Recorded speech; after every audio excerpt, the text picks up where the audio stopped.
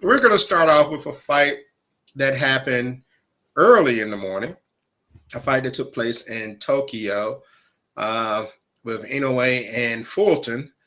And Brian, I know you said you haven't gotten an opportunity to watch the fight yet, but you've read about it. But just give your 2 cents on Inoue because he's one of these guys who he doesn't get mentioned a lot, and probably because of his weight, because he's smaller.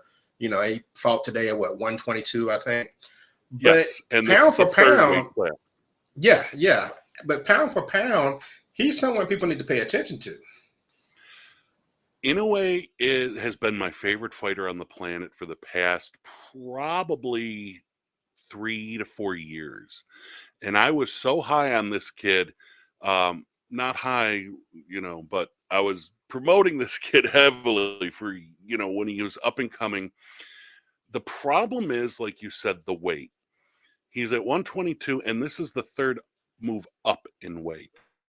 The last time we've had a fighter in these weight classes that was really notable and exciting to the public was probably a prime Johnny Tapia.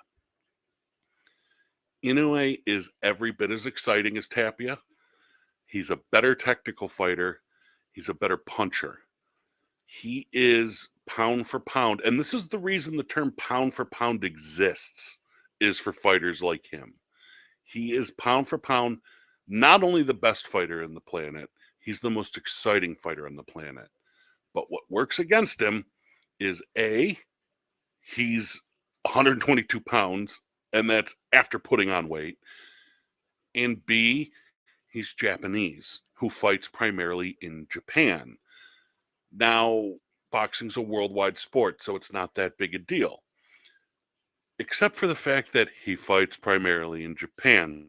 So, what time are his fights on in America? Early in the morning, because Japan is Yeah, what 13 hours ahead of New York City. yeah. So, if you want to watch a fight, you're waking up at 4 in the morning to watch him. And that's the problem.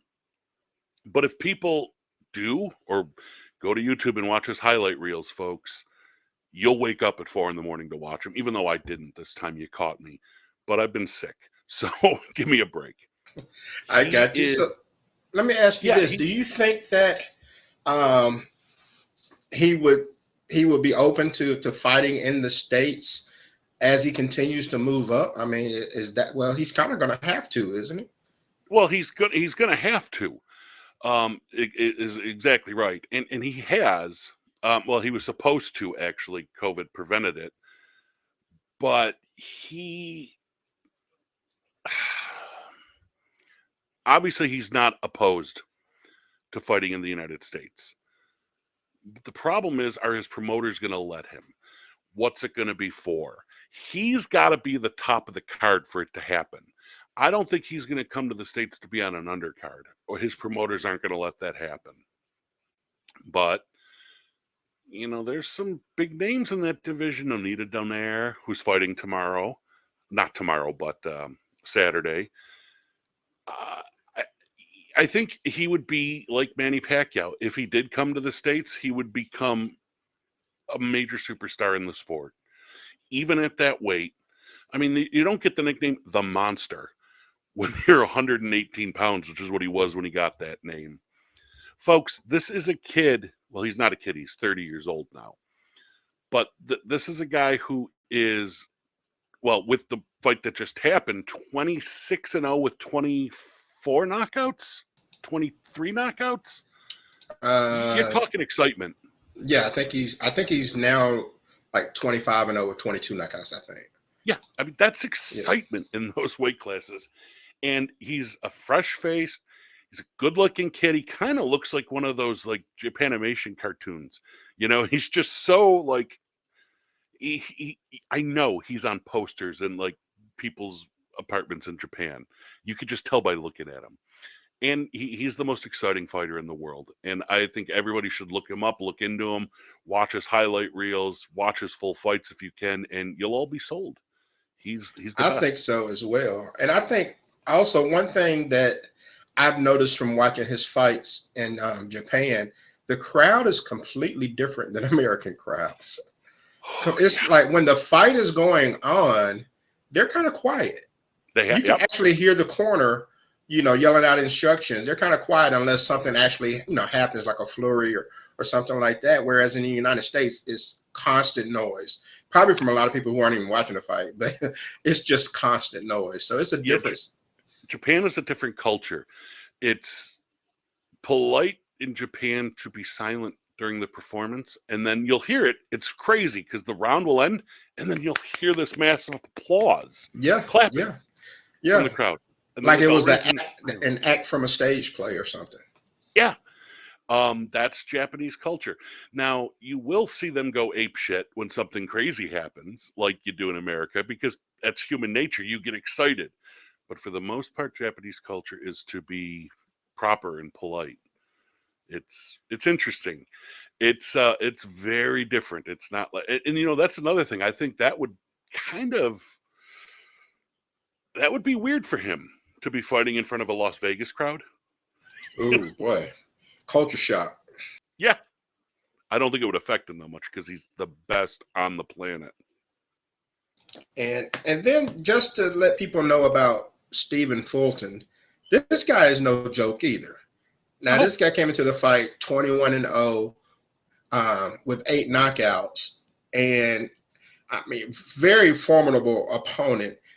And it's like, man, it was like, in a way, was sparring. I mean, he just took his time. He picked him apart. And when he got a chance to attack him, he did. And it was amazing. Yeah, and that's the thing about him. You look at his knockout percentage, which is over 90%. You assume he's like a brawler, a Tyson or George Foreman type of approach. He's not. He's a technical fighter. He's a smart fighter. You see it. You see his eyes. He's watching for the openings and the opportunities, and he finds them. That's why the knockout is so high, because he's so smart. His ring generalship, which, as we all know, is that third criteria for scoring a fight that no one understands what it means. Effective aggressiveness, we know that means punching the shit out of someone. Defense, we all know what that means. And then ring generalship, no one knows what that means. Well, Inoue is what ring generalship is. He controls the ring, he controls the action, he controls the movements. It's almost like he controls his opponent. And you could see it. He's thinking, he sees it, he finds the openings, and like I said, he always finds them. That's why the knockout percentage is so high. Yeah.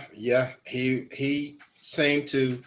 One thing that really impressed me about him today is that Fulton has 3 inches of reach on him, but you couldn't tell. He just closed the gap whenever he wanted to. Yeah, it didn't matter. He controlled it. He set the tone. He sets the pace. He sets the distance. Even when he doesn't have the reach, he is in control. There's certain fighters in history that had that ability. Ray Robinson famously, Sugar Ray Robinson, had that ability. Willie Pep famously had that ability. But, neither of them, I mean, Willie Pep wasn't a knockout fighter. Didn't have to be. He was so good at picking them apart, he didn't have to knock you out. Ray Robinson could knock you out, but he didn't have to. Inoue's got all that, and he's got cement fists. When he hits you, he hurts you. I mean, and that's it. There's certain people that, what did Ivan Drago's trainer says? Whatever he hits, he destroys. If he hits you, he hurts you. It's not always that way in boxing. It's, about stinging and points, but no, he hits you, he hurts you. Yeah.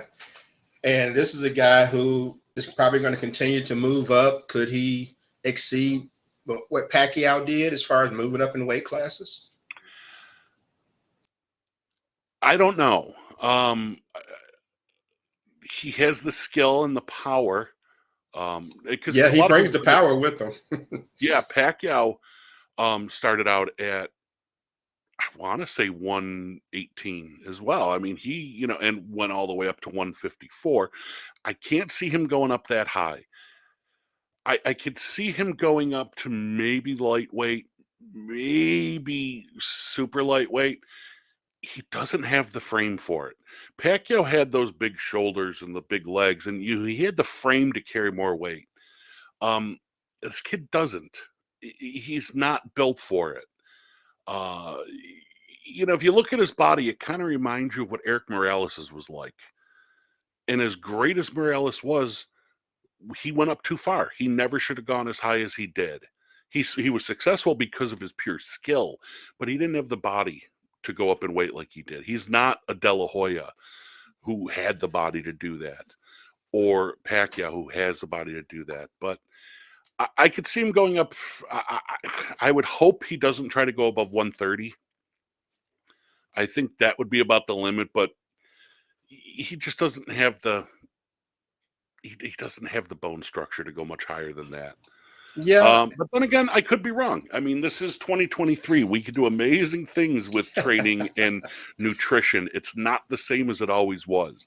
The sport has completely changed. You get the right nutritionist and the right personal trainer, you could put on 20 pounds of muscle and be as effective. It was never like that before. The world has changed. That's true. But I mean, at only 5'5", I do agree that 130 seems like it should be the max. And if you go beyond that, it seems like you're going to lose something, speed, agility, or something. But who knows? Like you said, stranger things have happened. And I'm pretty sure he would love to get to 135 and maybe try to mix it with some of those guys. But right now, he's just fighting his way up, man. And it doesn't look like anyone can hold a candle to him right now. No, and he's 30 years old, so he's still young, which is funny because, again, in the past, if you were 30 years old, you were washed up. You were done. Yeah, you're on the downside. Yeah. Now, that's considered your prime. Roughing the passer, 15-yard penalty, automatic first down. Roughing the passer, 15-yard penalty, automatic first down.